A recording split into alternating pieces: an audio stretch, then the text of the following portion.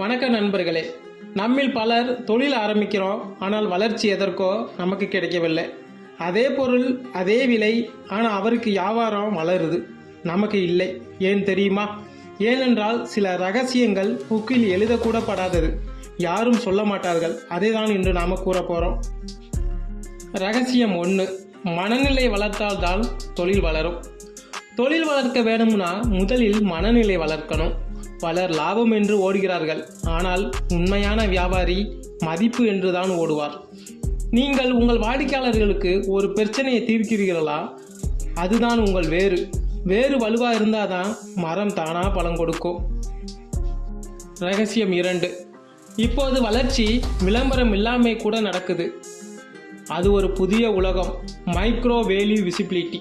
அதாவது நீங்கள் 10 பேருக்கு உதவினவங்க அந்த 10 பேர் உங்களோட 100 பேரிடம் கொண்டு சேர்ப்பார்கள்.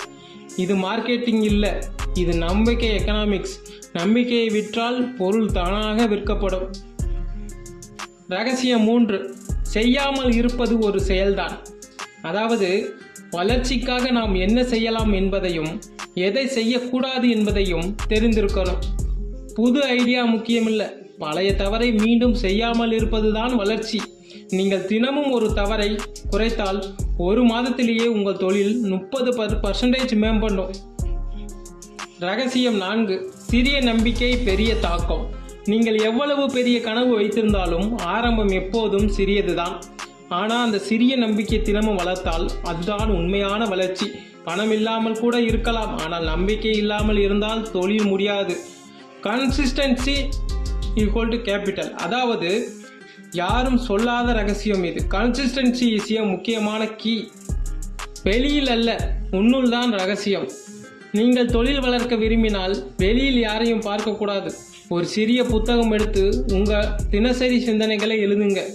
அங்கே தான் உங்கள் உண்மையான வளர்ச்சி திசை இருக்கு. நீங்கள் உங்களை புரிந்து கொண்ட நாளில் இருந்து உங்கள் தொழிலும் உங்களை புரிஞ்சு கொள்ளும். நம்பிக்கையுடன் வளருங்க. வீடியோ பிடிச்சிருந்தா லைக் பண்ணுங்க, வீடியோவை ஷேர் பண்ணுங்க, வீடியோவுக்கு கீழே கமெண்ட் பண்ணுங்க.